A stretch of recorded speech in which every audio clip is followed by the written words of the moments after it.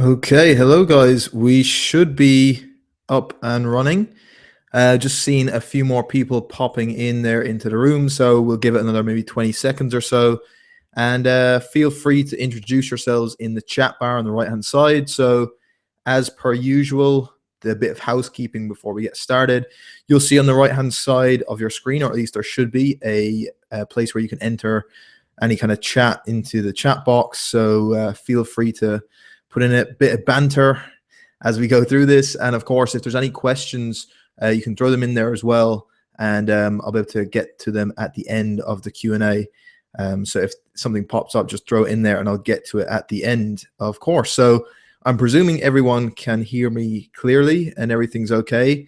If one or two people just want to let me know that that sound quality is okay and we're ready to go, we'll jump into this. And okay, seems like we're got a good number here now. Still a few people joining in, so we'll just jump straight into this because there's a good bit that I want to get through. So I just want to make sure that we get it all in and don't have to rush through some of it. Now, as some of you will know, the whole reason this came about with the idea of creating your dieting timeline was from a bit of a discussion in the Sigma Nutrition Facebook group. So a few different potential areas to look at. And one of the things that came up a couple of times, a few different related areas, but similarly was all kind of pretty much around the idea of, I think one example was, what if there was like a 12-month time frame? How do you go about periodizing your nutrition basically? How do you look at different phases of going through either gaining muscle mass, dropping body fat, or going through a cutting phase? How do you switch between the two, and so on? So that was the kind of pretty much the main idea around it. How do you go through them? How do you transition between them? And so I'm going to bring up a few concepts I hope will help. I'm going to pretty much at the start, I'm going to spend a short bit of time giving some context. So some of the stuff, those of you who regularly follow these webinars will have seen some stuff beforehand. And other than that, we will hopefully get into some really good stuff after about maybe 5 minutes or so. And just for those of you who wondering, I hope that this will go about an hour, and then whatever afterwards for the Q&A, I will hang around for as long as possible, as long as you guys have questions, and then send them on to everyone else. Okay, so let's jump into this thing. Please let me know that you can see this moving. So you should see the second slide. Excellent. Okay, so the big thing here is when we're talking about the long-term picture, this is one thing that I think a lot of people underestimate. I see so many people going through this thing of looking at their next training block, the next stage, and then deciding, okay, I'm going to set up my nutrition to go on a bit of a cut here, or I'm going to try and drop weight over the next 4 to 6 weeks. I'm going to do a load of conditioning and then see where I am after that. And then they kind of just roll with that for a while. And the next thing comes around and they pick something new. And it really just happens that they're spinning their wheels a lot of the time because they're never committing to a long-term goal or not putting together a series of different phases or different cycles that will achieve something down the line.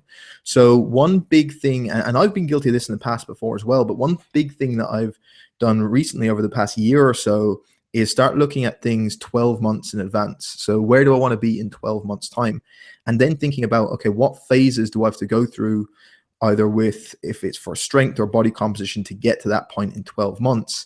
And then it just psychologically it kind of just lifts a bit of the pressure of trying to do or trying to get everything right now. So for example, with my focus being on December 2015 for this year, that means I could go through a phase of just constant being in a surplus for a few months and let body fat drift up slightly and not worry too much about it because I had already planned out the different phases that I was going to go through and knew that they'd correct themselves. So the whole idea of this is to talk about a long-term plan. So just let's bear that in mind. One thing that this kind of it reminds me of is there's so many people now getting involved in fitness and have either came back after a long layoff or being a bit out of shape or just getting involved in the fitness arena, or maybe have just been training for maybe 6 months or a year and are really getting into it. A lot of people starting to do, say, a physique show now, physique shows and bikini contests. All that sort of stuff is awesome. But I think the big thing is a lot of people overestimate how close they are to their end goal and underestimate how much change they actually need to make to get there. So they'll see someone that's in really good shape, like really shredded, really ripped, and think, okay, I'm going to go on this really good quality diet and training program in 8 weeks or in 10 weeks. I'm going to be absolutely shredded. And for most people who are of like relatively overweight, or even someone that you would have like an average body composition, it's just not possible to get in that super, super lean shape within such small time constraints. And what ends up happening is either one or two things. People get disillusioned that they don't reach the goal that they planned through things and really trying to force the issue. And it tends to be too much of an aggressive cut. They don't really focus on the good quality principles that they should be. And it just ends up a bit of a mess. So what we're going to try and get into is something like this, and I'll come back to this slide later on. It's essentially talking about a big long time frame and how do you manage or how do you program these different cycles of going through a phase of either gaining some muscle mass, maintaining your current body weight, dropping body fat, or cutting down. And this doesn't have to be 12 months. You could do 18 months, you could do 2 years. So if, say, for example, if you're a physique competitor or a bodybuilder, you might be looking at like 2 years or more of an off season. So this will all kind of play a role in that. Now, one thing I will say is something like I've put here is not for someone who is be overweight or obese. If you're working with someone like that, then their main thing is just working on the habits that's going to allow them to drop body fat over a prolonged period of time. What I'm really gearing this toward is I think a lot of the people probably watching this or listening to this who are of a relatively decent body composition, but are almost trying to see what is the best way I can get into really good shape over a prolonged period. And so generally, most people's goal, especially when you ask them, if you're a coach, you'll know this, everyone says they want to gain some muscle and lose some body fat. It's like, do the two of them. So to do the two, you're going to have to go through these specific cycles. And we'll talk about the other area of someone that just wants to lose body fat. I'll go through that cycle as well. So just some background context for you guys. On this is the general process that I've talked about a lot when I talk to some coaches, and the same goes for any of us when we're trying to program nutrition or look at a long period of time. The process is generally quite simple, but once we understand the different pieces of this, I'm going to look at each of these separately, and then the idea of going through different phases and how to stabilize them should make sense. So the first thing is we're going to get a hold of the baseline. Where is someone at right now? Where are you? Where is your end goal? And then what are the requirements you need for that? And all that will culminate in putting together what your initial plan of action is. So once we have that in place, you put some sort of initial plan in place. And at some point in the future, you're going to assess to see where your progress is going. So generally, I look at maybe blocks of 2 to 3 weeks as a good time frame to assess. It's difficult to assess how successful something's been if you just measure something in 1 week's time, right? And measure, especially if you measure just two body composition measurements, which I'll look at in a slide in a few slides time.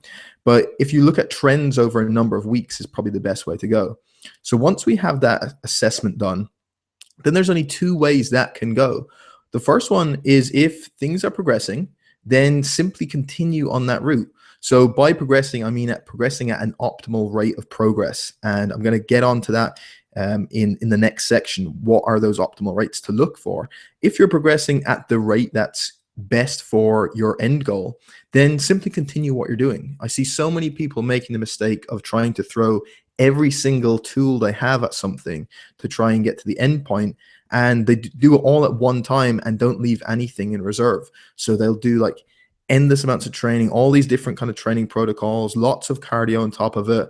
They'll be doing fasting and all these different dietary manipulations, supplements, and just keep adding things unnecessarily week after week after week, rather than just sticking with something consistently for a while until it stops working. So if it's working, continue on with that. Very simply, if you're not progressing, then you're going to have to make some tweak either to your training or your nutrition. Now, the most obvious example of this is if your goal is to lose body fat and you've stayed the exact same body composition for 2, 3, 4 weeks, then obviously you're not progressing in the direction you want. So you have to make a tweak. And the most obvious one, and probably the biggest thing you're going to be getting wrong, these are incorrect. If your calories are wrong, you're not going to be able to lose body fat. So that's the first thing to assess, to see where your calorie intake is at, and maybe that's the tweak you need to make. And that's just one example. And then from there, it's about spending 2 to 3 weeks of putting into action what you've just changed or what you're continuing with, and then reassess that periodically over time, and then just keep that. And that's as simple as the process is. And like anything more complicated than that is just unnecessary. So a couple of things before we get into the actual gain and cutting cycles. The first thing is about establishing your actual baseline. Before I get into any specifics, I wasn't even going to include this, but it actually came up in a couple of questions people sent me about the best way to handle different things, and talking about flexible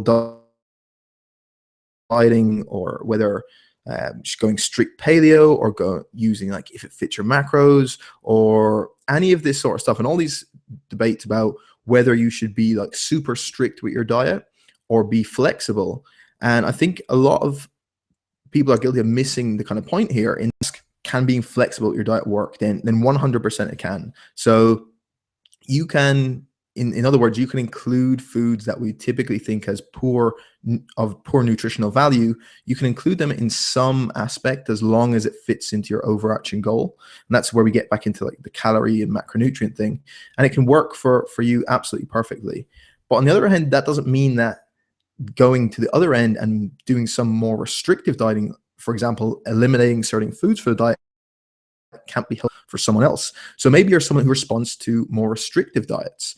And that's just a way of behavioral psychology. And trying to say one is better than the other doesn't make any sense, because some people do amazingly well with, say, moderation, where they can have a bit of ice cream or a small bit of pizza every day or every second day. And that keeps them going perfectly fine. Whereas other people, they can't have that small bit in moderation. It just they just don't want to do that. It's they don't get any satisfaction from it. So they'd prefer just to say, okay, I want to take this completely out of the equation. I'm not going to have this, and I'll have it every now and again, but generally I'm not going to have it. And some people call it restrictive, and it's just not a big deal. So pick whatever is going to suit for you. Quite simply, I don't want to go too much into this stuff because I've done a post on it before if people want to check it out. But it's simply, what protocol are you going to actually stick to? And does it allow you to eat at a calorie and macronutrient intake that allows you to make progress towards your goal, whether that's to gain muscle mass or to lose body fat? If it does the two of them things, then don't worry about what anyone else is saying. Just go and do that, whatever you feel awesome doing. The final thing I'll mention before we jump into the good stuff is probably a slide I think I pretty much show every time I discuss anything to do with dieting, because it's just good to remind ourselves of this. It's a hierarchy of the importance of what we need to attend to if you're eating for body composition or you're eating for performance. And it's the nutritional pyramid Eric Helms talked about in a YouTube series that he did. And the most important aspects start at the bottom, so the foundational pieces of the pyramid. And as you go up, they become of less and less importance. So energy balance is the number one determinant that's going to guide your body composition. If you have your energy balance incorrect, you're not going to make progress. Supplementation, on the other end, is a very, very small percentage, maybe a couple of percent of your overall results. And for a lot of people, not worth worrying about, especially at the amount that a lot of us do. So energy balance, getting that right, and getting adequate amounts of protein, carbohydrates, and fat is going to be our biggest tools. But I'm not going to go too much into this because I'm pretty sure most of you are already kind of cool on this, because I think we've got a pretty educated group looking at who's on here tonight. So the first thing is we're going to talk through 3 primary phases. A cutting phase, or a transition phase, and then a gaining phase. And essentially all your periodization is generally going to be broken into cycling between the 3 of these. And the exact lengths are going to depend on what someone's end goal is, which I'll go through. But we'll mention each of those phases, how I would set each up, and then we'll look at what they look like tied in together. So before I go on, I'm just going to quickly check, can everyone still hear that? That is cool. Excellent. Oh, we're getting some love for Eric Helms. I love it. Awesome. So on to how aggressive to cut. These are just 3 studies that I think are particularly relevant to a lot of the people listening here. In other words, people who are doing some sort of training, resistance training, and high in deficit. So the first paper was by Mero and his colleagues, and they compared 2 different calorie deficits, and they saw that the one that had the biggest deficit led to a much larger decrease in anabolic hormones and big decreases in performance. Obviously, 2 things we really want to avoid. The next paper was from Garth and colleagues, and they looked at when there was a large deficit or an extremely large deficit, or when the rate of weight loss was extremely fast, there was a smaller proportion of their total weight loss coming from body fat. So for the amount of weight they were losing, there was more of it coming from body fat than from muscle mass than would have been if they'd gone on less of a deficit. And then the final one is specifically around people who are already a low body fat. So if you're already very lean, and when they had fast weight loss, so this is typically in people in weight class based sports, especially do this quite often. Like every single time, it seems all these studies are showing the exact same thing. Once weight loss goes to a certain pace that's too fast, there's always going to be a loss of fat-free mass. So again, to some degree, you're probably going to lose some fat-free mass for an extended period of dieting, but we can minimize that as much as possible so it doesn't go into muscle mass. So here's the deal with rates of weight loss. The typically way I'm going to set them up is going to be anywhere between 0.5% of your current body weight up to maybe 2% of your body. We can think about, if you don't want to calculate this based on your body weight, for most average people, just think of it of somewhere between like maybe half a pound to 2 pounds, or a pound a week on average, right? That's the simplest way. For an average person, think of it about a pound a week of a drop in body weight is probably a decent starting place if you have no clue where to go. For slightly more accurate ones, base it on your body weight, maybe somewhere between, I think 0.5% up to 1% of your current body weight is probably a good range for pretty much most people listening to this.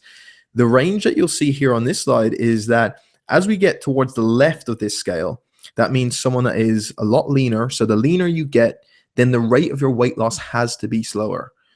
If you do not slow down the rate of your weight loss as you're getting, increasing the likelihood that you're going to be starting eating into some lean tissue, which is obviously not a good idea.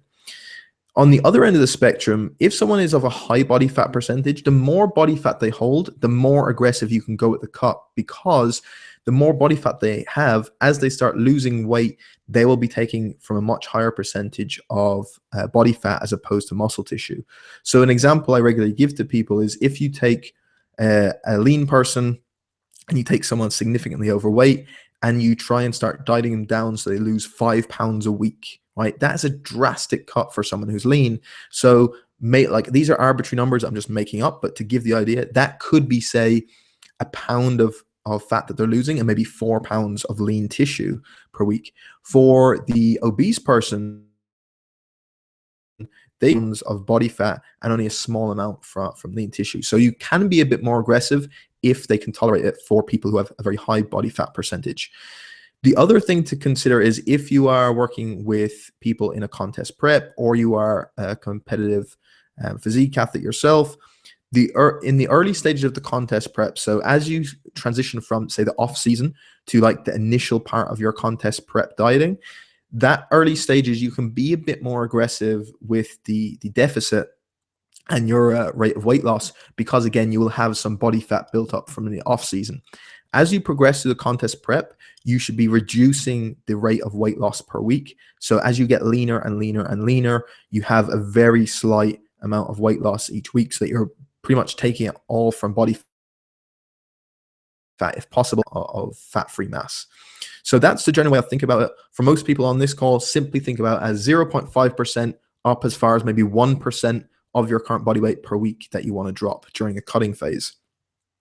In terms of what sort of calorie deficit it requires to do that, it depends on people, like everyone's physiology and genetics are going to be different. Some people need a bigger deficit than others, and that's just the way it is. It sucks for some people.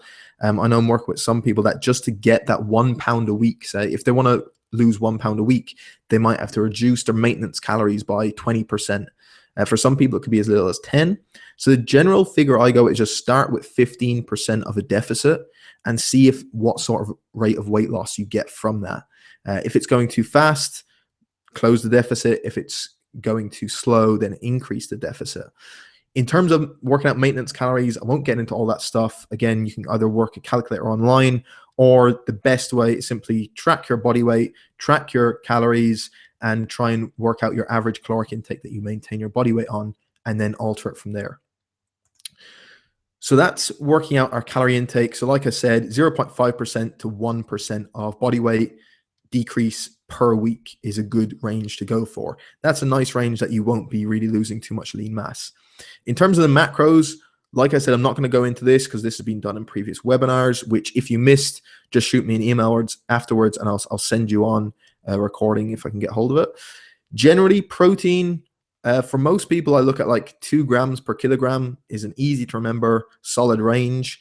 I'll probably push that up to 2.5 grams for people who are, number one, going to be dieting for quite a period of time, for 2 main reasons. One is potentially it might help mitigate some of the loss in lean tissue that they're going to get from being in a caloric deficit. So upping their protein might help, maybe. But more so because of they're in a dieting phase, they're obviously going to be a lot more hungry. Protein has a high satiety rating, or it's going to give it a lot of a satiety effect. And so therefore it's going to help mitigate hunger potentially as well, which is a good psychological benefit. After that, fat intake is going to be roughly starting around anywhere between 1 gram up to 1.5 grams for every kilogram of body weight. And the remainder of their calories just coming from carbohydrate. And again, this is just for generally someone starting in that cutting range. And there's obviously some caveats and changes there on the individual, but there are general ranges to throw out to you. Now, here's something super important about assessing your progress. If you do use something like, say, body fat calipers, or you even go more advanced and you regularly get a bod pod or a DEXA, then that's awesome. But I think for a lot of people, just for convenience and ease of use and be able to do it regularly and be able to see day-to-day changes, just using a scale weight can be pretty good. I think people dismiss it and they say, oh, if you use a scale, people get like neurotic about it. I think I actually have found the opposite with people. I've get people to take their body weight on a scale every day, and I've actually found it beneficial. And it's for this reason. If you see this chart that I've made out here, this is a 3-week period. So day 1 being a Monday, day 8 being a Monday, day 15, and then day 22. So 3 full weeks. And we have someone starting here at 78.5 kilos. And over that time, we're predicting, okay, over the next 3 weeks, I want them to drop 1.5 kilos. So that's that nice weight loss range of 0.5 kilo per week. So roughly about 1 pound a week of a decrease. So that's a nice perfect range to be in. So I'm going to say, okay, 0.5 kilo a week we want them to lose. So at the end of 3 weeks, these red dots are the projected or the target body weight I want them to get to. So after 3 weeks, his body weight should be down at 77. And the blue line here indicates his actual body weight is the body weight change on a day-to-day basis. So as you can see, they're going to fluctuate up and down. And this is a hugely important thing that I think people miss. That body weight is going to change up and down each day. So if you are going to use the scale weight to monitor your progress, please at least do it 3 times a week, maybe more. And in fact, I've found the best success getting clients to do it every single day. It's so easy. And first thing in the morning, go and weigh yourself after you go to the bathroom. Just write down that number and I just get them to text me it. And then I just actually keep track of it on a spreadsheet like this. One thing, it kind of sets them up for the day. It's like a nice cue. Okay, we're getting started for the day. It's fresh in their mind that they've actually been working with a coach. And what it allows is you see these changes from a day-to-day basis. And rather than make someone neurotic about it, what I found is it helps people see, okay, and down. And so after like a week, they don't get freaked out when suddenly their weight jumps up. Whereas let's take an example of the typical weekly weigh-in someone does. They weigh themselves on this Monday, And say then they said, okay, the following Monday, I'll weigh myself to see how much weight I've lost this week. Now, as you can see from these blue lines, someone has already by like day 6 hit 78 kilos. They're down half a kilo by this point already. But due to some things like maybe holding a bit more water, maybe they got a poor night's sleep, maybe they just ate a big meal the previous night, on day 8, so the following Monday, it's jumped up to 78.4, right? So if someone is doing a weekly weigh-in, then boom, this point here now, they're 78.4. A week ago, they were 78.5. It looks to them like they've virtually lost, made dieting for a week, and then suddenly they start to freak out. So this is why I would say do at least 3 weigh-ins per week if you are going to use the scale, and ideally use it a bit more. And what you're looking for is not the difference between 2 time points. You're looking for trends over time. So that's why I say look at that 2 to 3 week range of reassessing. And if it's not working after that time point, then you got to make a change. But give it like 2 weeks and see if it's trending downwards or if it's completely staying the same. Okay, that's enough with cutting. Let's get into the gaining phase, the fun stuff where we can just eat loads of food, which is pretty awesome. So, big thing first, when should you transition from, say, a cutting phase to a gaining phase or vice versa? Okay, so from going from a cutting phase into a phase where you want to gain or put on some muscle, which I'm going to presume is pretty much everyone. Everyone wants to not only lose fat, but put on some more muscle and they look awesome. And I think that goes for, I think the women that are listening to this are a pretty educated bunch from what I can see. So you guys already know the value of that. I don't have to sell it to you. And I know there's a problem in the mainstream that you might have to convince people of it, that spending some time in a gaining phase is going to help a woman's physique. But again, that I think most people listening to this should be aware of that. Especially for like, if you look physique competitor, like a bikini competitor, you get them like working at and building muscle, and especially in certain areas like the shoulders is super important, and you suddenly see their physique is dramatically more impressive. So everyone probably wants to build more muscle and to lose fat. I think it's this kind of holy grail for everyone. So we're going to talk about now that movement from a period of gaining into a period of cutting. So in terms of where to transition, I've heard things like, oh, if you're a guy and you get to 15% body fat, you should start cutting back. You're getting too fat and you have to start cutting. Don't go on a gaining phase. And I think that's kind of just a general thing that someone's pulled out of nowhere. There's actually no specific cutoffs. Like if you stay on a gaining phase above 15%, it's not going to be that big a deal. It just means when you go back into cutting, you're going to spend a bit more time. So it's a bit of a trade-off. So rather than go on a specific number, what I generally say to people is select a cutoff that you accept, you're comfortable with that level of leanness. So if you start going through a gaining phase and you're putting on more and more body fat and you're okay with that, then stay going until you're happy. But if you get to a place where, I think it's more of the psychological aspect, if you get to a place where you've put on enough body fat that at this point you're not fully buying into the gaining part of it, that you're so conscious of the body fat you've put on and feeling flabby and feeling fat all the time that you don't really commit 100% to the surplus that you should be eating in, then it's time to change, because you're just going to end up spinning your wheels. So that's the kind of best thing I can say. Although I do realize that a lot of people want me to give specific numbers and people like doing that. So I'm going to pull some completely numbers, so don't have to quote me on this. This is just something that I would think as a good kind of general cutoff point if you want something to go by. As an upper limit, I would say for guys, maybe 20%. I don't think if you're getting above 20% body fat, you probably want to spend a lot of time trying to diet down first. You don't want to stay in a gaining phase much longer than that if your main goal is, say, body composition. Now, obviously, if you're a high-end powerlifter and you're in a certain weight class, you don't really specifically care. So we're not talking about this. We're talking about someone looking at, say, body composition. Once you get around 20%, I think that's as most as you probably want to go to generally. For women, it's probably maybe 30%, maybe a bit higher. But again, judge it just off how you feel and how comfortable you are, and you'll know. But one thing I will say is don't jump back to a cutting phase too soon.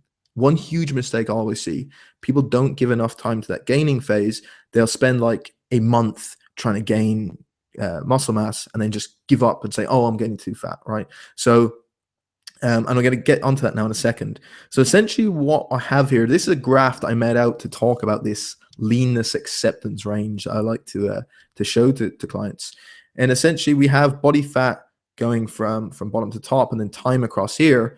So if we take an example of, say this top line is our 20%, or maybe for you it's 18%, or for someone else it's 15%, whatever it is that you want to stay under.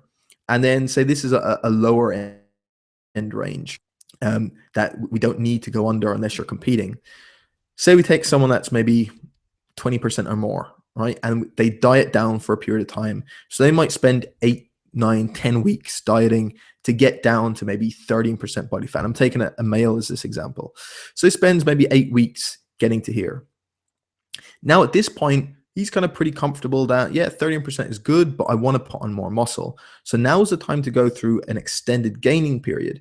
And so he starts allowing his body fat to drift up, because as he puts on muscle, it's going to be virtually impossible to put on muscle without putting on at least some fat.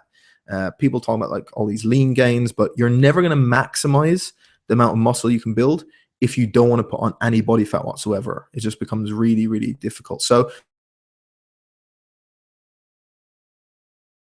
just as you'll see, the rate of change is very different. So the slope of this line is very different because fat loss is much quicker and a much shorter process than gaining muscle, which is really slow. So someone is gaining muscle over this time. So maybe they're putting on a lot of size. This could be like a 4-month period as an example, say 4 or 5 months of being in a surplus, gaining muscle, getting really strong. But over that time, their body fat has drifted up and up and up. And now it gets that upper range that we talked about. So whether that's 18 or 20%, whatever that person's comfortable with. So then the time comes to start dieting down again. And then once they get down, maybe spend another 2 months dieting down, then they can spend a period allowing body fat to drift back up slowly, as long as it stays within this range that we're in. So it doesn't really matter that it's slightly going up here, because they're still in that kind of range that they're happy with. And whatever this range is, you have to decide for yourself. So the big thing is when you're transitioning, just find that kind of comfortably lean place that I talked about. One huge thing, this second point that I briefly mentioned, giving up on a gaining phase after like a month because you feel fat will just mean that you end up spinning your wheels. So you go in a gaining phase for a month, feel fat, go dieting for a month, go back to gaining size because you're not happy with how much muscle you have, give up then again, and you really get nowhere. So if you're going to give up because of this, because you feel like you've got too much fat on, then just spend a longer time getting down lean enough so that you can happily stay in a surplus for X amount of months. And I would say at least 3 months in it. So in terms of gaining, like I said, the big thing here is that muscle gain is a much slower process than fat loss. So you have to give it time. Spending 3 or 4 weeks trying to gain muscle and going back into a cutting phase is not going to get you anywhere. In terms of actual muscle tissue, for people who are advanced, they could be looking at 0.5 pound of actual tissue a month. Even for intermediates, it could be only like 1 pound a month. Now, that's not going to be their scale weight changing. Their scale weight could be going up by a few pounds.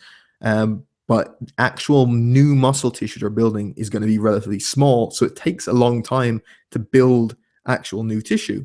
So give it that time. So that's why I say try and get down to a leanness that you're happy with first before transitioning. Phases, this can be anywhere between 3 months all the way up to 9 months. So I'll know guys that are doing like that are, say, in an off-season bodybuilding that will spend maybe 8-9 months in a gaining phase before they go back into a cutting point. This is during their off-season. Generally, I think 3 months is the minimum someone wants to probably give, just so there's enough time to build an appreciable amount of muscle. But kind of that middle range, like 4 to 5 months is pretty good. And then you can transition into maybe a cutting phase of like 8 weeks, 10 weeks, 8, 9, or 10, maybe 12 weeks. Okay, so what this typically looks like, again, we already saw this, our body fat going up and down. But rather than these spikes, we're generally going to have a transitionary period of maintenance in between. So there's two examples I'm going to go through here. Check to see everyone is still on board. Cool. Everyone can hear me perfect. Awesome. It's pretty excellent. Okay, so let's get into this. Two examples I'm going to go through here, guys. The first one is, like I said, where I think most of us are probably going to be, and I'm being presumptuous on that, but I think this is where most people want to be able to build some muscle and lose body fat over an extended period of time. So if we take this timeline to be, let's say, 12 months, let's give ourselves a year that we're going to periodize for. Now, this could be longer. It could be 18 months. It could be 2 years. It could be 9 months. Pick whatever you want, but generally, let's think of it as a long-term thing. So let's say a 12-month timeline. Our goal is to mainly increase fat over this 12 months. So at the end of this 12 months, we're now going to be leaner than we were at the start of the year and have more muscle mass. That's really the goal that everyone's going for, right? So we're not talking about obese people here, just as a second caveat. So the first thing I'd probably do is, depending on how someone lean is starting off, let's say they're relatively lean or happily at a level where they're not too overweight. We're going to do an extended block of gaining weight. So a gaining phase, this could be anywhere of like maybe 5, maybe 6 months. So you can see here, this is a large chunk of the year. So let's say it's maybe like 5 months long of just being in a surplus. And the reason why it's good to give this length of time, say it's like 5 or 6 months, that means you don't have to go super aggressive, pile on lots and lots of body fat, is they say, okay, I've got the next 8 weeks, I'm going to put on as much muscle as I can. As you saw from that previous slide, your body can only make new muscle tissue at a very slow rate, and it can't go any faster no matter how much food you eat. So trying to say I'm going to eat I'm going to try and put on as much weight as I can in the next 8 weeks, trying to maximize that muscle, just means you're probably going to put on a load of fat. Whereas if you say, okay, I'm going to take my time here, look at those rates of change, maybe try and increase my weight by a pound, maybe a week, or maybe less, maybe like 2 pounds or 3 pounds a month over an extended period of, say, 6 months, now you're going to be minimizing the chance you're going to put on a lot of body fat. But even if you're only putting on, say, 3 pounds a month, then at the end of this period, you've now 18 pounds extra on your body weight, and a decent amount of that is going to be from muscle. So from this point, then we're going to look at something like a maintenance phase, or this transition between gaining and cutting. This is mainly because I think jumping from a period of being in a surplus and gaining weight to immediately jumping to a cutting phase and trying to lose body fat, number one, psychologically can be difficult, say jumping from a surplus or a lot of calories to being in a deficit, which really sucks. So I think psychologically that helps.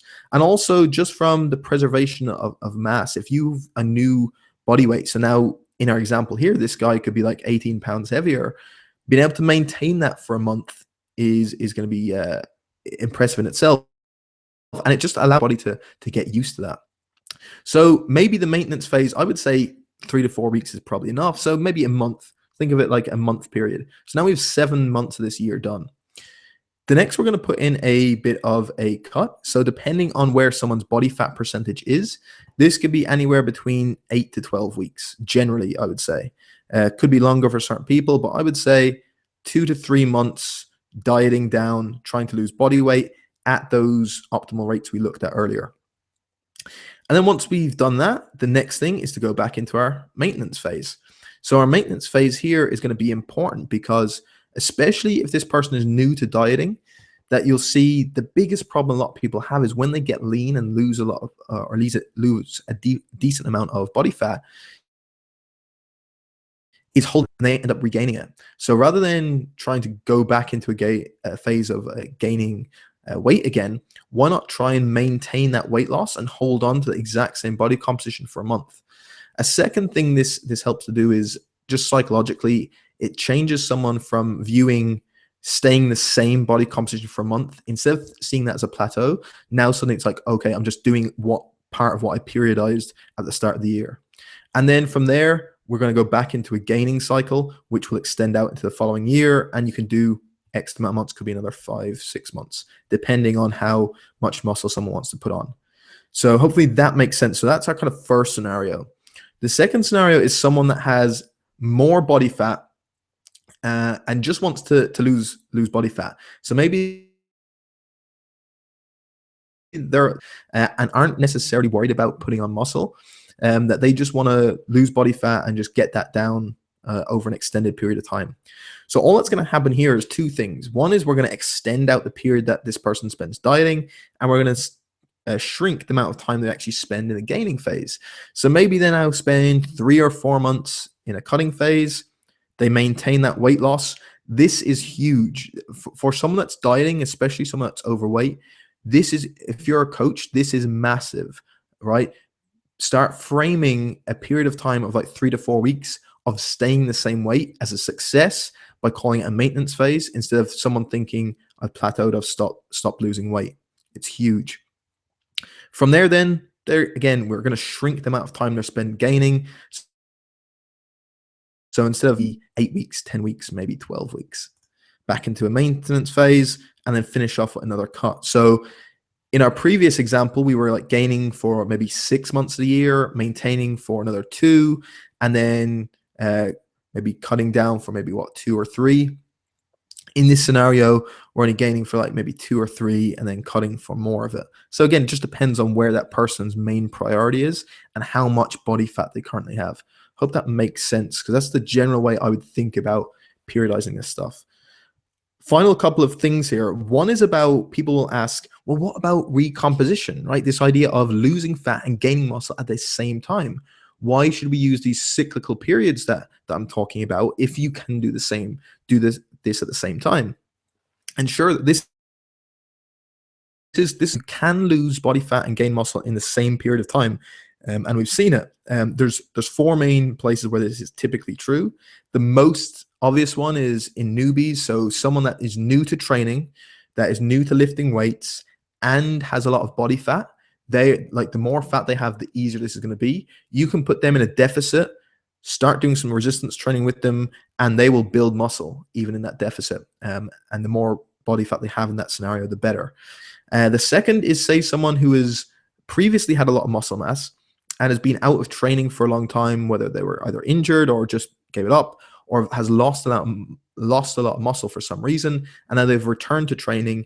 They can actually get some of that muscle back a lot easier than other people, so potentially some recomp there. The third one is something that's well studied, and so there's not too much around this. It's more some mechanistic stuff that some people talk about. So if some of you know Menno Henselmans, he talks a lot about this in terms of when he's talking about calorie cycling, that if you put someone in a very slight deficit but make their training stimulus intense enough and or novel enough, then you can actually get them to build some muscle while also losing fat in the same block of time. And that's probably where the calorie cycling comes in terms of where you partition your calories over the course of a week. And then obviously the last one is the great equalizer of everything, drugs. If you load yourself up on lots of enhancing drugs, you can pretty much recomp, but everything I've talked about today is pretty much with naturals in mind. But the big problem with recomposition is, number one, the muscle is not maximized. So in other words, yes, you can build muscle while losing fat in a recomposition phase, but you cannot gain the same amount of muscle you would have done if you had strictly put all your efforts into just gaining muscle mass in a specific period. Similarly, you will not be able to lose body fat at the same rate as if you'd just gone into an all-in dieting phase as well. So you can't get the same exact effects from those. The second thing is you have to extend what feels like a diet for longer. So by doing some recomposition, you're still having to restrain your eating for a long period of time. And because the muscle mass is slower even than normal, and the losing fat is slower than normal, you have to prolong this for a long period of time, so you never get that kind of enjoyment of being able to, which is just amazing. And then obviously more attention to detail. In general, the way you have to set things up is a bit more detailed. So for some people, that's not suitable. So that's why generally, like, recomp can work, but for pretty much most people, and you see this when you look at experienced lifters, virtually everyone is going to do a cycle of gaining, maintaining, and cutting. The last thing I'll mention around this is just for people who are competing in physique or bikini or anything like that, or bodybuilding. I wasn't going to include this because, as I'm going to talk about in, I think, 2 slides time, I've got something coming. And as a big disclaimer, as people who know me, I'm not a bodybuilder. I don't compete. I have no plans to compete. And I usually refer people and coach if they're looking for contest prep. But lots of people are asking me for my opinions on it. So I am going to be doing something to tell people how I would structure it if I was, say, talking to a complete robot, of how to do contest prep. But a few things just to bear in mind of what we talked today if you are a competitor. And again, you can talk more details online with me if you want in a private message. Those gain, maintain, cut cycles will apply to your off season. So they're different to your contest prep. This is more, if you think of those cycles of, say, like the 8 to 9 months of gaining, 2 to 3 months of cutting, they're typically what, say, someone like Alberto Nunez from 3D Muscle Journey talks about for the off season. So that them things tie into the exact same. So I would actually just look at his work. I mean, he gives more information on this. And essentially, if you're looking at competition and gain, maintain, cut cycles for off season, that's where he goes. A couple of things I see people making mistakes if they're, say, specifically first-time competitors. I think it's become really popular over the last year. I've certainly seen in the fitness industry for people who are even like new to fitness, which is great to see, but jumping into competitions like really early, like they're only training like a year, just like in the fitness industry, and they're like getting into competitions, and they're just rushing that off season of just taking a long enough time to actually build a physique that they can then start like chiseling away with a proper contest prep. And related to that is they end up, a lot of people, competing too frequently. So they might compete in the spring and then again in the autumn and then back in the spring and again in the autumn.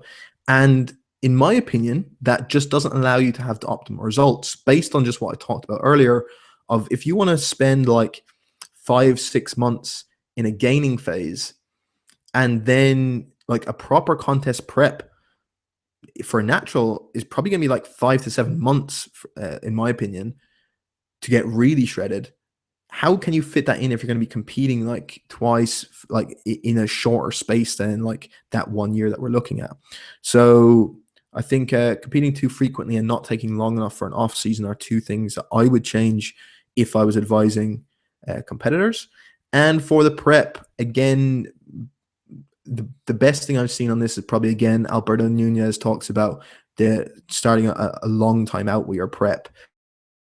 So like something 18 to 24 weeks, generally 5 to 7 months out from the competition. And there's a number of reasons for that. So if you want some specifics, I can talk about that with you online. Just shoot me a message and we'll get into it. But I don't want to hold things up. Just a few things I wanted to mention. So a couple of take-home points before I mention some. I've got something really big to tell you guys in a minute. I'm just going to run through some take-home points from just what we've covered so far. The first thing is, we said, make sure you give sufficient time to reach your goal and look for progression trends. So don't compare just 2 measurements. Look for the trends in your progression. Those progress rates, just for you to have a look at again, fat loss, we're generally talking 0.5% to 1% of your body weight per week. If you don't want to work out on your body, think of it as a pound a week on average for most people. Drop by that much and you're pretty good to go. Mass gain, maybe a bit less than the fat loss rate, if you don't want to put on too much fat mass. If you don't really too bothered, you can go a bit higher. So generally it's going to be maybe a pound a week again, or a bit less. Your approach just has to be what allows you to hit your macros most consistently. Whatever way you want to do that is completely up to you, and just don't listen to idiots online. Transition period is going to be basically, if you go through a maintenance phase of like that 1 month, is probably going to be beneficial for the reasons I talked about. In general, for most people, I would say you want to spend longer in gaining phases than you do in cutting phases.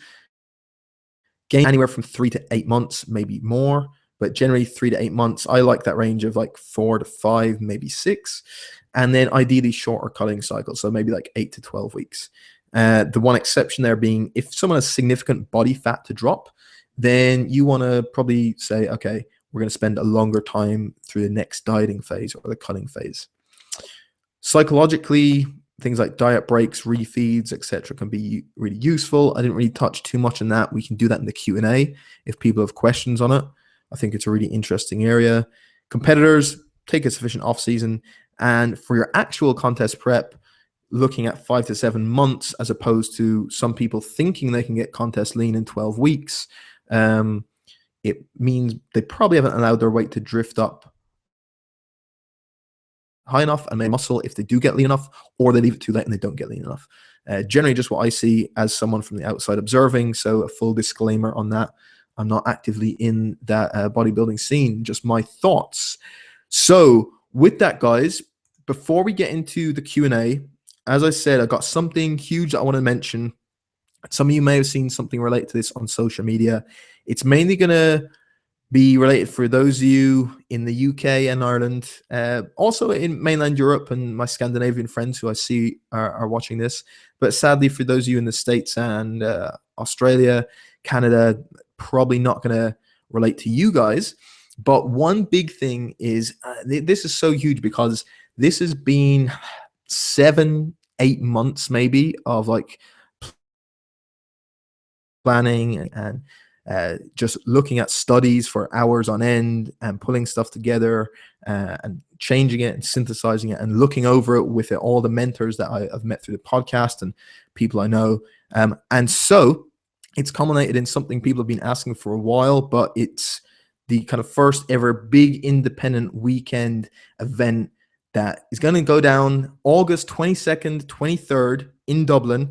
A big cool venue that will be announced next week. I'm just waiting on a few things to be finalized. So venue still to be confirmed, but it will be in Dublin on August 22nd, 23rd. That's a Saturday and a Sunday. And it's a weekend seminar. Like this is just going to be one big mega event. The way I'm planning on doing it, I'm calling it Ending Nutritional Bro Science, because that is the biggest problem. There's so much confusing and conflicting information, and people just don't know what to pick or how to screen what is good information and what's not. And so I wanted to just get down into all the evidence-based nutrition that allows like superior performance, body composition, coaching, that you can just like get through all the stuff that is just complete nonsense. Because I think, especially I've seen in the Sigma community, you guys and people who regularly listen to the show, there's a real appetite to get to that like no BS, like evidence-based stuff, and leave a lot of the bro science and pseudoscience behind. That's what I love so much about the listenership to the show and people who read the blog, because it's a really intelligent bunch that we have in the Sigma community. So the seminar is basically a full weekend, and it's going to be made up of different workshops, discussion groups, Q&A sessions, and then kind of some workshop type stuff where you're actually going to be putting this into making out your own kind of plans yourself. To give you an idea of some of the content that's going to be on this, these are just some of the different type of workshops and areas that I'm going to get into. I'm not going to explain too much of these because that'll ruin the surprise, but I think that I'm just so excited to get this out, honestly. Carbohydrate manipulation from an evidence-based perspective, bullshit bro science or brilliance, how to screen incoming info, the fat burning thing, oh my God, this is huge. Oxidation versus fat loss. We'll talk about things like fasted cardio and all that kind of cool stuff. Dietary fat, why extremes are extremely wrong. A nerd's thoughts on contest prep. So again, this is me getting down into the exact way I would consider contest prepping into that area, which I'm not. So therefore, I'm just a nerd thinking about this. Do you even circadian rhythm, bro? This is going to be all down sleep, circadian rhythms, and how that affects your gains and performance in the gym. We're going to talk clean eating versus flexible dieting. And then we're going to do one specific section on lifters and nutrition. So with a main focus on powerlifting and Olympic lifting. And then that also obviously translates to CrossFitters, and then obviously over to the bodybuilding scene as well, depending on your programming. And that's just some of the stuff that's going to be there. Like this has been, like I said, like probably 7 to 8 months of pulling this stuff together and just pulling research together, making sure it honestly is an elite level event. I just wanted to make it that way because I've attended a lot of seminars, and I've been to a lot of them, and I see what a lot of people are promoting. People know I don't BS. I'm not good at sales pitches or any of that sort of stuff. I honestly, truly believe this is better than what's 95% of stuff out there, and I really think people will get amazingly value from it. But any of you who know the Sigma Nutrition stuff already and know my stuff to this point and are familiar with it, you're going to know the deal anyway. So I don't really need to sell the big stuff on it. So here's the big thing for you guys. Everyone on this webinar, and only for you guys and for the people on the mailing list, everyone listening to this webinar right now, you are the first people to hear about this seminar.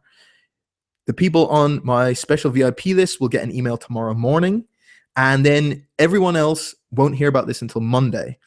The regular price for these tickets is going to be $275 one day. For you guys and people on the email list, what I'm going to do is until Sunday, it's going to be $175. So if you jump on now or until Sunday, it's $175 just for you. Please don't share that around. That's kind of for you and people on the VIP list. $175. And again, then the big thing, this is where you guys who've actually taken the time to come on this webinar live are going to get a bit of an advantage. Like I mentioned on my Facebook post, if you saw it, there's going to be a bonus for the 7 first people to take some action on this and actually go and get hold of their ticket. This is going to be where taking action comes and pays dividends for you guys. So you'll get that special price of $175, and you'll get one of these following bonuses if you're in the first set choice of what you want to pick, depending on what order you get it in. The first one is a copy of Mike Israetel's book, The Renaissance Diet. You also get a choice for a copy of Lyle McDonald's famous book, A Guide to Flexible Dieting. And then from there, it gets really cool. The Ultimate Performance Mentorship Series. This is an online mentorship program that you're going to get lifetime access to for completely free from Robbie Burke. So it's like 20 hours of seminar information, practical and theory for strength conditioning coaches, things like FMS, dry needling, speed development, lateral movement, like everything. Absolutely amazing resource, lifetime access for free. For those of you who are either trainers or involved in getting involved in any of that stuff, the Elite Fitness and Performance Academies Advanced Belt Certification Weekend with Jason Kane is going to be, again, free for you if you do select that bonus. For those who don't know, Jason Kane, the first European ever to complete Strong First Beast Tamer Challenge. Then for any of you that are more kind of powerlifting orientated or just getting involved with improving your lifts, you're going to get a full private coaching session on the squat, bench, and deadlift with James Hanley of Revolution Fitness, former junior European powerlifting champion, all-around kind of cool guy. You'll get that. And off the back of what you do in that session with James, James is going to put together a personalized 8-week strength program for you to just take those lifts to the next level for you. Pretty insane for anyone who knows James. Then you're going to have the option of an online only Phil Graham, where you can talk about whatever you want, whether it's bodybuilding, coaching, programming, nutrition, whatever you want. The time is yours. A full consultation for free with Phil. And then last but certainly not least, I'm actually pretty envious of whoever gets hold of this, a full consultation with Eric Helms of 3D Muscle Journey. So pro bodybuilder, an amazing coach, powerlifter, published author in peer-reviewed journals, currently doing his PhD in exercise physiology, and just an amazing, amazing guy. One of like the best coaches in the world, without a doubt. A full consultation if you want as well. So you have your choice out of any of those if you jump on, and that's for everyone who takes action. The first 7 get to pick from those prizes, and you get the 175. For everyone else, you do still have the option of 175 over the course of the rest this weekend, and then for Monday, the general sale goes back to 275. So with that in mind, what I'm going to do is I'm just going to pop that up on your screen here. So let me see. Boom. Can people see on the right-hand side of their screen? You should see an offer there now where you can click through and purchase your ticket. So that 175 price, 100 euros off, and you get to pick from those bonuses Let me know if you cannot see that. It should be on the right hand side of your screen now. And again, that offer and that special price is running for everyone listening until Sunday at midnight. Thank you so much. So that is the offer. That is the event. I'm so pumped. And honestly, like if you do support the work and you enjoy the show, and people have been asking how to support it, like I don't, you see, I don't plug stuff on the show. I don't do advertisement. I don't sell stuff. I don't look for stuff. There's nothing on the site for sale. This is the first thing I would ask people if you do follow and want to support it. This is the big thing, and I'd love to obviously meet you in person. And for any of you guys coming from the UK or Europe, I will try and hook you up with some good rates on accommodation, and of course we will get some food and drinks on the Saturday night as well, and I'll show you a bit of Dublin. That would be awesome. So there's the VIP sales. So again, that offer should be on the right hand side of your screen.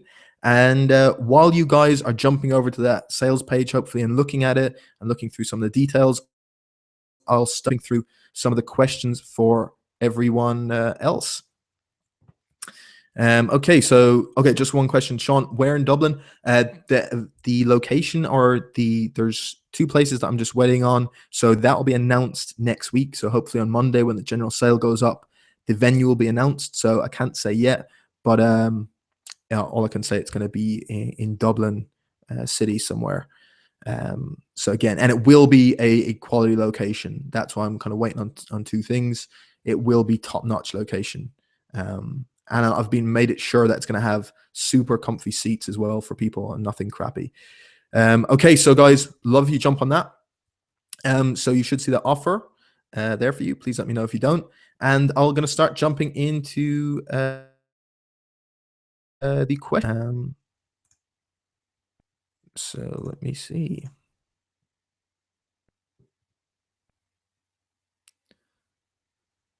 Okay.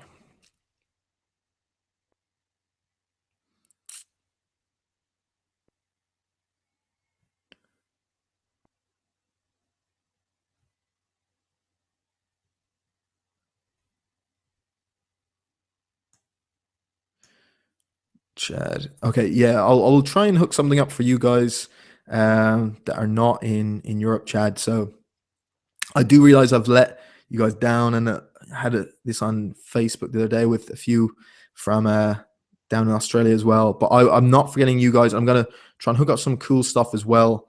So I'm not forgetting you guys. So let me try and pull down some questions. Simon, are bros banned from attending? No, I want more bros to get. If you can get some bros to come, it's going to be awesome. Because there, honestly, there's going to be a destruction of a lot of bro science stuff in this. That's the only way I can put it. I was talking to someone earlier about this is going to be. I'm going to blow some stuff. So I'd love it. They're actually in attendance to hear it. So yeah, bros are more than welcome, and bros are cool. Bros are cool to hang out with. I want to, so bring them along.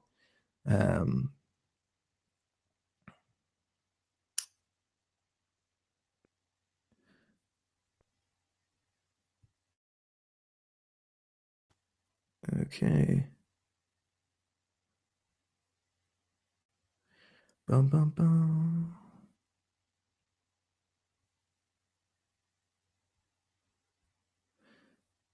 Simon, bring it to London. Okay, we'll get my Dublin folks sorted first.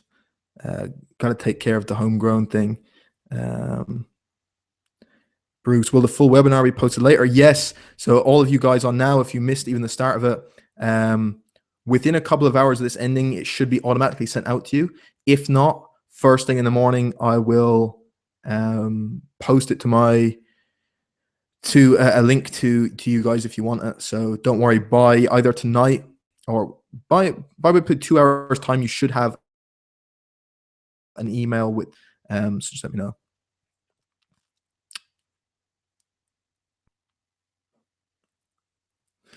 Sean, what caloric ranges are we looking at for the weight loss goal in relation to transition from cutting to maintaining? Okay,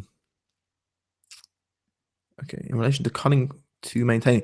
So basically, to go for the two of them, the most accurate is when you for the cutting. First of all, if you're going from what if you've worked out your maintenance already, so whatever someone's maintaining their weight on, that is their most accurate maintenance figure, as opposed to any calculator you can get online.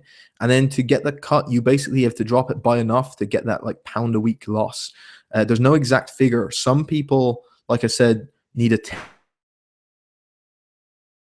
10% deficit. For example, I've had a couple of female clients where I've had to put one in a deficit of 200 calories a day, and she suddenly started losing a pound a week, no problem. It was easy.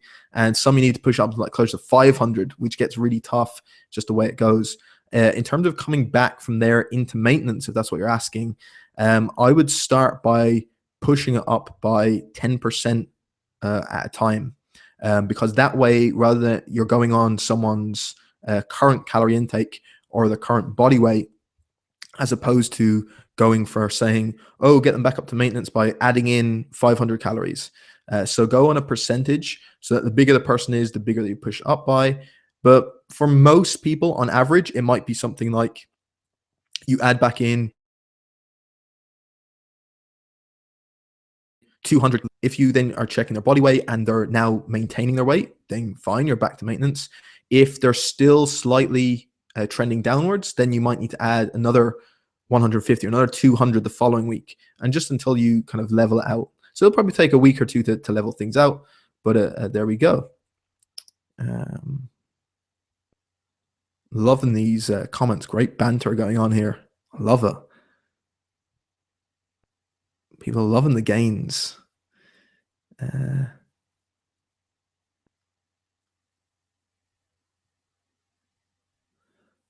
Thanks, guys, for commenting on the mouse skills. I didn't know I was so talented with a mouse. Kyla, weight fluctuations, especially for women. Oh, wow. This is where it gets really easy, right? Because that's actually a great point, Kyla, for when we're talking about those trends I was looking at, that 2 to 3 week period I talked about for looking for the trend overall. You probably want to extend that out to 4 to 5 weeks for females, for the reason that over the course of the menstrual cycle, they're going to have those weight fluctuations just due to, say, water retention.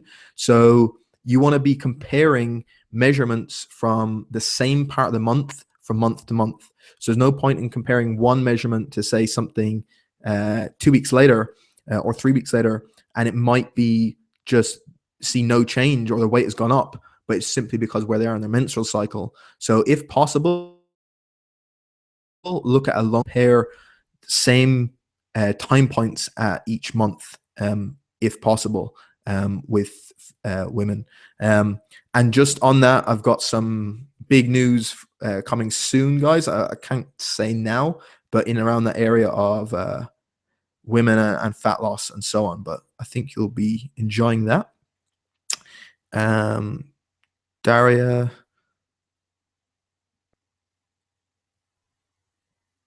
Oh yeah, mentioning the Renaissance diet. Yeah, that is a great book, Jordan. Actually, yeah. Daria, you mentioned you listened to his podcast with Army Leg, Evidence Mag. He's actually going to be on my show next week or maybe the week after. Army's a cool guy, so that should be fun. Daria's book is awesome.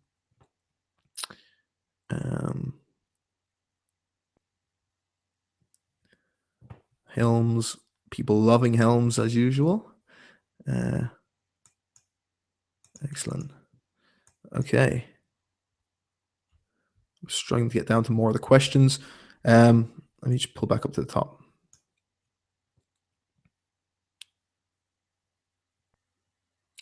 Chad, great interview with Lyle. Do you think he'll get him back on with his thing? Yeah, that's actually been confirmed, but please don't spread that around to anyone. Just between me and you guys, that's already hooked up and ready to go. So that will be keep an eye out for that one whenever his thing does release. Jordan, when are you going to get Peter Attia on? Whenever that guy has time. I've already tried to coax him on, and he's agreed at some point in the future, but he's just insanely busy. But yeah, I would like to talk to him. Um, Thoughts on branched chain amino acid supplements? Well, I think these are probably the most overhyped supplement I can actually think of. The more and more I look at it, the more and more I start to think that for most people, especially people who are using them, so i.e., people who are trying to build muscle, are eating sufficient macros and food, and are training hard, that the more and more kind of uses they get. I know some people are kind of big fans. I know kind of Lee Norton talks an awful lot about them, or at least used to. I don't know if he's changed, but the more and more I see, anytime you compare them even to an equivalent amount of whey and casein, it just completely you just completely see whey and casein just beat it every time, with the aminos. One thing with the branch chains that I've seen from a mechanistic point of view is, even though you load up on those, the 3 branch chain aminos that are going to be like most anabolic, even when you do that, you have the overall impact on, say, synthesis is going to be limited by how much of the total essential aminos that you have. So I think just using branch chains alone can be problematic potentially from a mechanistic point like that. I just think they're largely not really relevant to most people. If someone's doing a long session with trainings, so if, for example, they're doing long training sessions and trying to keep calories super low, then using them intra-workout might be fine. But other than that, I don't know. I mean, there was a really interesting study. If you go on to actually, Adel Musa at Subversity has some great stuff around branch chain amino acids, and looking at even studies that compared adding them on top of some whey versus just whey isolate alone of an equivalent amount, and actually like hampered the benefit that the people were getting in this study with whey protein. So I would look at Adele's stuff. It's actually really good on branch chains.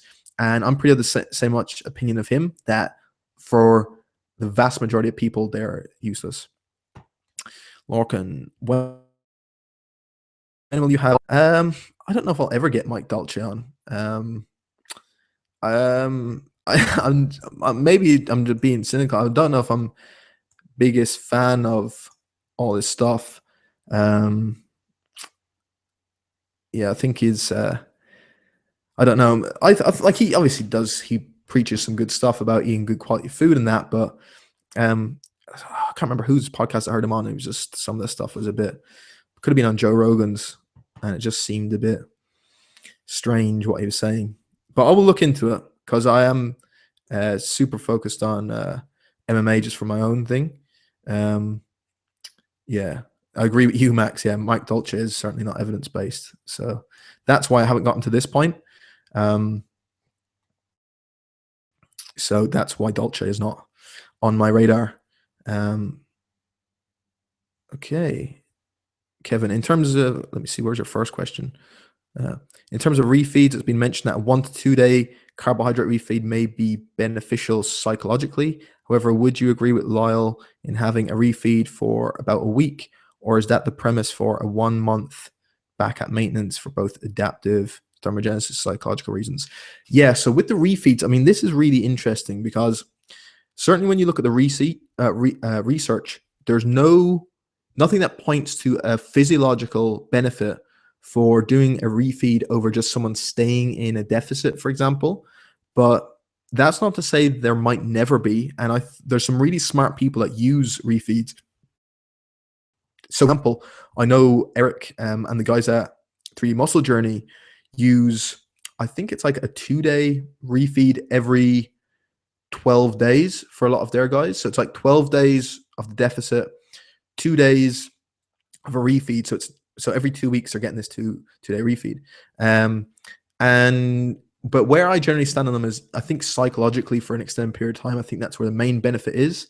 That's what I've mainly written on, that I can't see the physiological benefit, because there was a study that showed that to actually get the elevations in leptin back to their normal levels, that would actually impact metabolic rate in a fashion that would actually help someone.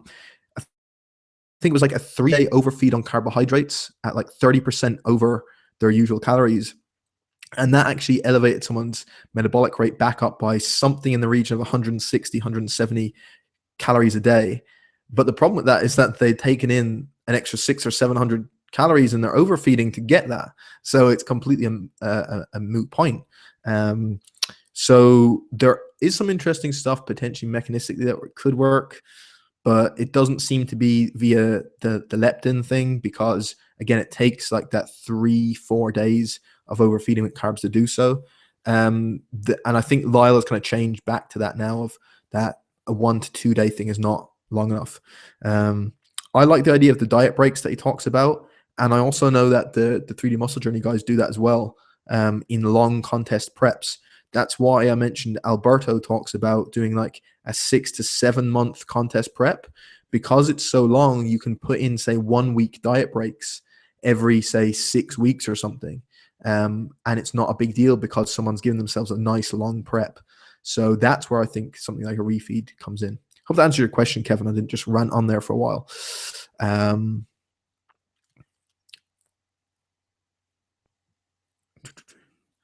Simon, we are just coming out of photo shoot prep. In your opinion, how long shall we maintain weight, and how many calories a week added until we get maintenance gaining? My thing around this is to initially, for there to be a bit of a jump back up from, say, your prep diet back up to something that is not your former maintenance, but close to what you'd estimate your maintenance to be right now. Just to break the psychological like constraint of still being in a deficit. I think, especially trying to get people to extend that out by getting them to add an extra 25 or 50 calories a week is ridiculous to me. So I just jump it back up initially by a few hundred to see if you can get your weight to maintain on that. And then I'd maybe hold steady for maybe 3 to 4 weeks. Again, these are kind of arbitrary numbers, but that's what I do. And see how you feel and how you respond. There will be obviously some increase in body fat, but if it's not too much, and it really, as long as you don't kind of binge and go crazy, you'll be fine. Like a lot of the time, the reverse dieting thing I think is so overplayed. To me, it's just simply putting a plan in place and saying, hey, let's go and just have a plan that when you finish your shoot or you finish your show, that you're not going to go completely crazy and put on 30, 40 pounds in the next 2 weeks. So I would just wouldn't overly stress about it. As long as you're not going crazy, it's not going to be too much of an issue.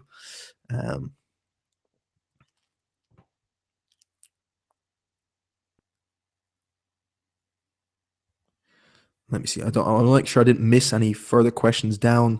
So some of them are not popping out at the bottom, guys, because there's so many questions. So if I missed your question and it's a short one, just maybe pop it back up and I'll try and get it. Or I think there's a button you can press to actually mark it as a question, or so that I'll see it. They're coming up red flagged. By the way.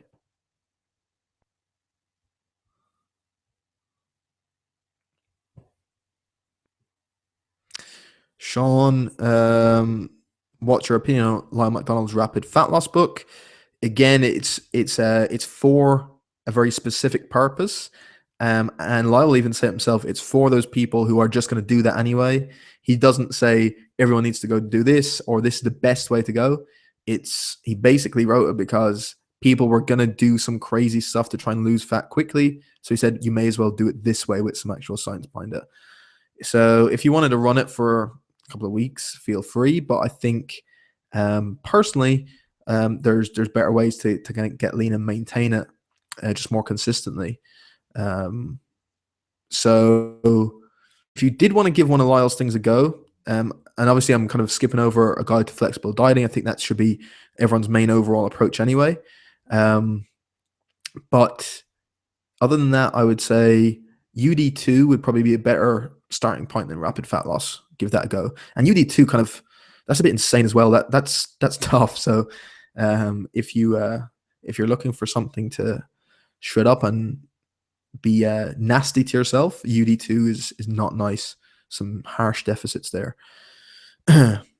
Martin, 25% body fat male, new to lifting and wants to get leaner and build muscle. Would you start out trying to add some muscle or go straight into the cut to drop a significant body fat before going I mean, yeah, in that case, I mean, if he has one strong inclination of the way, then you can kind of work around that. But personally, in that case, I would maybe go into a bit of a cut first, get them leaner. Um, Generally, just try and get into some of the good habits around dieting and portion control and so on.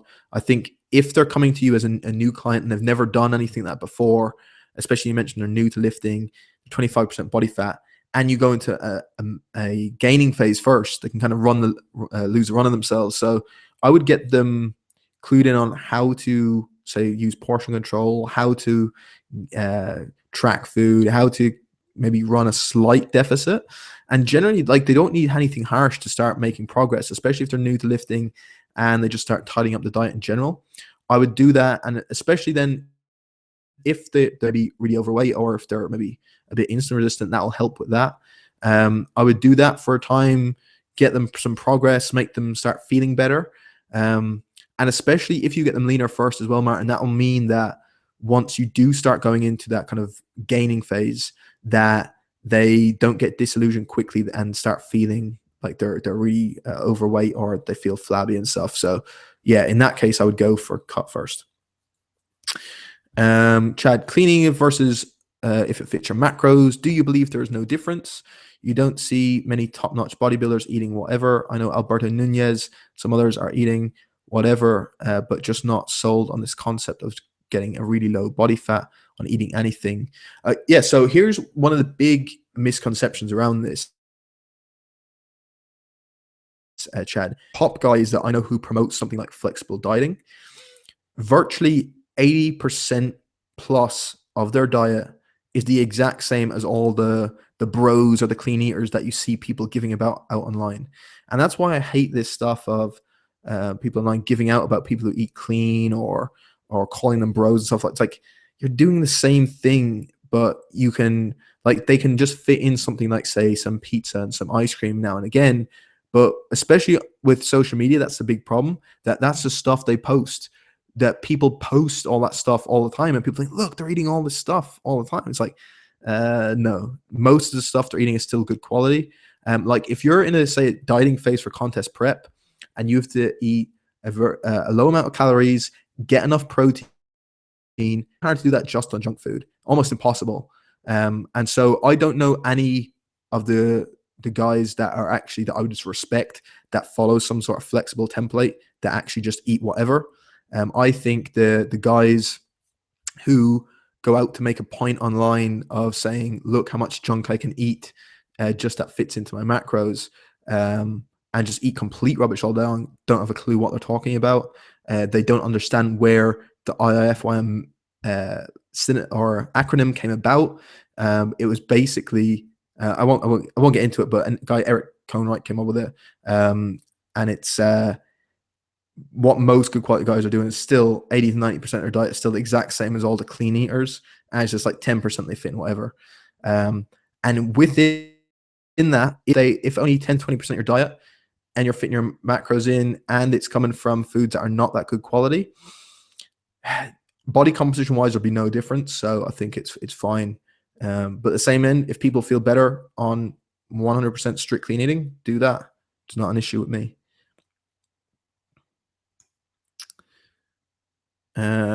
Jordan, Mike T. Nelson, metabolic flexibility for bulking. Do we need large amounts of carbs for bulking?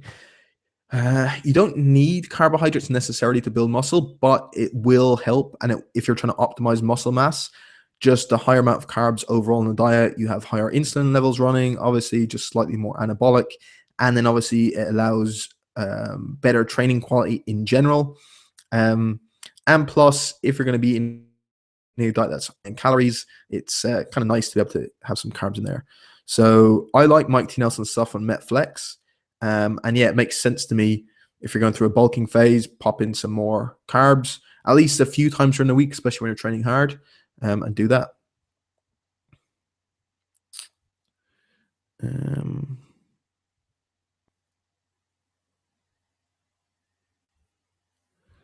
Okay. Sorry, guys, if I'm missing anyone's, please let me know. Oh, yeah, thank you. Alan Aragon's clip on IF1. So there's that context. Chad Martin has just posted it in there in the comments, that YouTube video, and he explains there where that acronym came from Eric Kohnreich.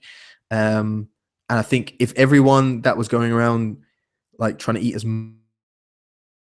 much junk as pros watched that and realized that they're just being a dick, and no one like Alan Aragon or Lane Norton or Lyle McDonald or any of those guys are telling people to eat junk all day long.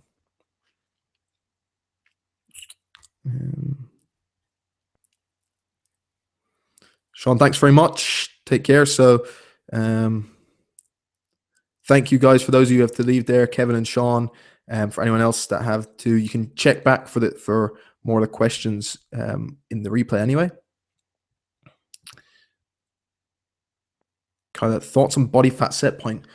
This is really interesting because there's nothing concrete actually in research that shows that the body fat set point thing is definitive. There's just a lot of stuff hinting that something like a body fat set point theory makes sense. For example, I think there's a lot of people now being a bit more careful with the terminology and saying it's more like a settling point. And I think Stefan Guillenet talks about this on his blog, that we have this settling point, which just makes sense from energy homeostasis. And then your second part of the question is how that may factor in for someone who's been dieting, cutting calories. So if it is what I think, what I believe with the body set point theory or the settling point, I think there's a lot to that. So with that, where that plays a role in dieting is just what we had with those maintenance phases. So rather than transitioning from gaining loads of muscle and just jumping into a deficit, you want to gain your muscle, spend the time maintaining that weight so your body gets used to that, almost like not a body fat set point, but now like just a body weight or a muscle set point, and before you diet. So if there's something to it, that's where it come in. But again, I'm kind of open to change if someone shows me some research that says, well, actually that doesn't make sense. Thank you, Jordan, for the feedback. Thank you for attending. Really appreciate that. Simon, thank you so much. Thank you guys for all of you who are checking out there. Hopefully you took something from it. Really appreciate the questions. Loving these questions. Really, really intelligent bunch on tonight. These are awesome.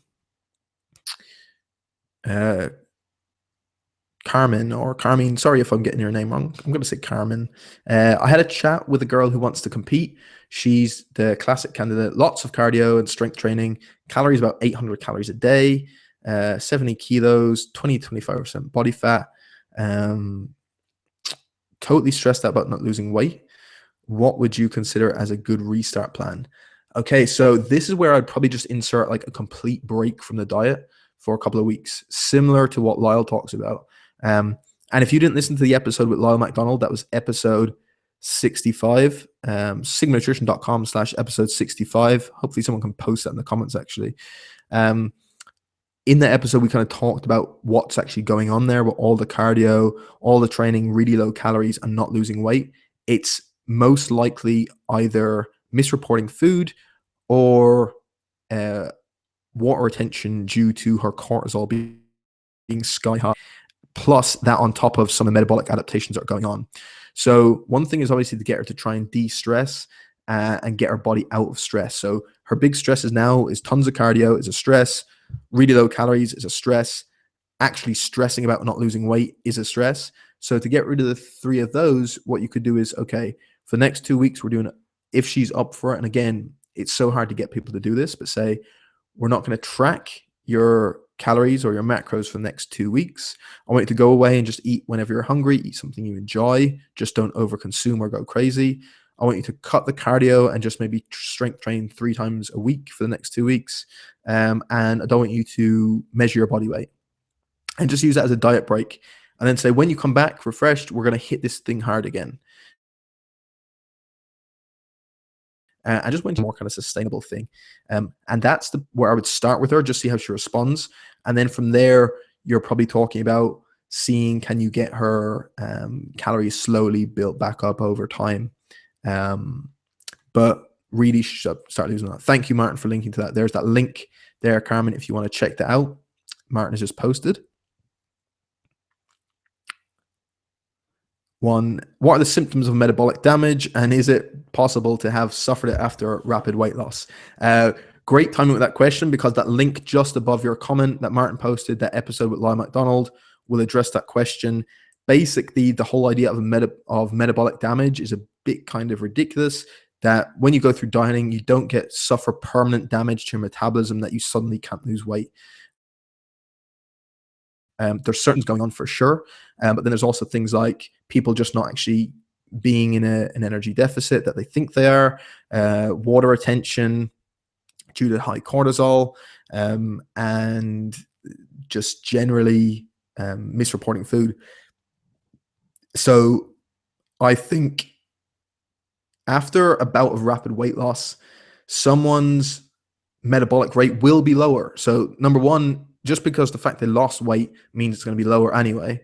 And plus, dieting and losing body fat means that you are going to have a reduction in things like leptin, for example. So your metabolism is going to be lower. So someone's metabolic rate will be lower, but it's not metabolic damage in the sense that there's not actually damage to someone's metabolism. It's just a normal adaptation.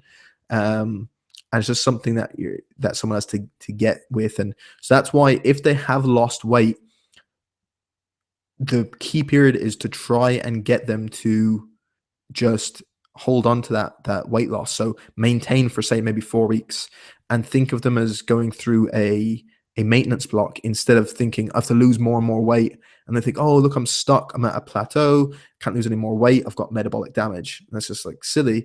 Get them to say, okay, let's see if you can. You've lost some weight here. Let's see if you can hold up for the next few weeks. That's where I'll go with 1. So thank you. Thank you, Carmine. Thank you. Hopefully it works. Let me know how it gets on. Thank you, Kyla, so much.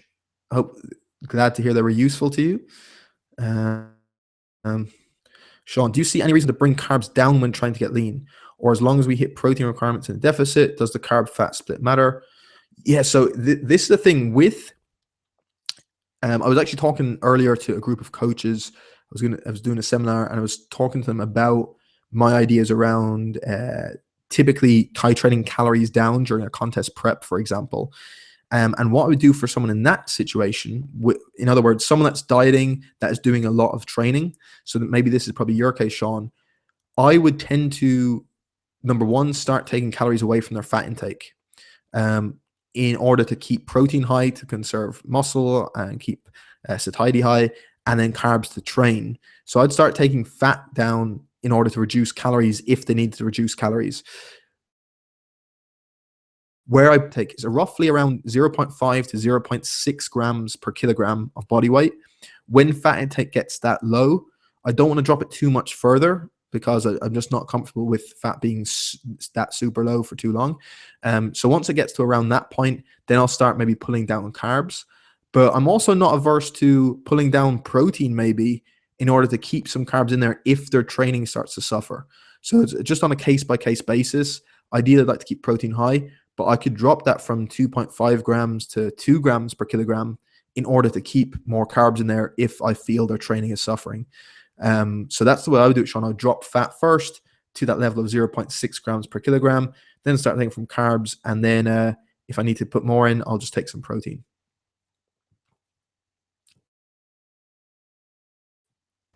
Kevin, oh yeah, sorry, I missed your original question. Water retention due to cortisol. What strategy would you recommend to avoid and or solve this issue? So it's really going to be around the stresses that are involved. So it's similar to the answer that I gave Carmine about her client, about taking that diet break, about forgetting about the scale for a minute, about stop tracking calories and macros for a week or two, pulling back on the cardio and just relaxing and trying to get those stresses out of the way. So then that will hopefully help cortisol come down and get rid of that water retention. So those taking away the original stresses that are causing cortisol to be high would be the strategy, Kevin. Hopefully that helps. Let me see. I'm just going to scroll through again, guys, to make sure I'm not missing anything. Jordan, keto for bulking. I think I talked about that, where to maximize muscle, I'd like to put in some carbs for like the just having a general more anabolic environment, training harder. But you can definitely build muscle on ketogenic diet. Menno Henselmans talks about this, and I think he actually did an interview with someone. Could be Tristan Haggard, maybe. You can just search for Menno Henselman's ketogenic diet for gaining muscle, and he talks about it's certainly possible once you have your calories and protein high enough. It's fine. The problem then, obviously, with ketogenic diet is you have lower protein, but that's not as much an issue because you actually spare some of it. But yeah, you can gain mass on a ketogenic diet. Okay, I'm just scrolling through one more time, guys. I'm so sorry if I missed anyone's questions. There's too many comments to get through here.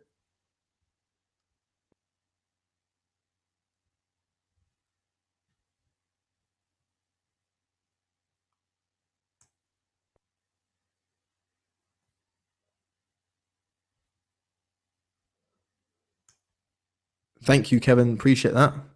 Take care, mate. Okay, guys. So we've been here plenty amount of time. I thank you so much for everyone who is still on this call. Really, really do appreciate it. If you've taken the time out, honestly, I really just have grown to love this community we've got here at Sigma Nutrition so much, because as I'm sure you guys who are here can see, the level of the quality of the questions people have and the background knowledge is just so great to see, and it allows me to dive into some more deeper topics, which I really enjoy. And just thank you so much, guys, for taking the time out, especially at this time. For those of you who are in different time zones and took that, so especially like Jordan and others who have been in different time zones, thank you so much. And then for everyone actually that's been on this call, it's a long time to sit listening to me. I don't know how you do it, so congratulations. And thank you so much. I'm going to end it there because you've been so good. I hope that everyone who's jumped on the seminar for August, I can't wait to meet you guys in person and hang out. It's going to be awesome, and I'll be talking to you guys soon. And talk to you online, guys. Thank you so much. Let's end it there.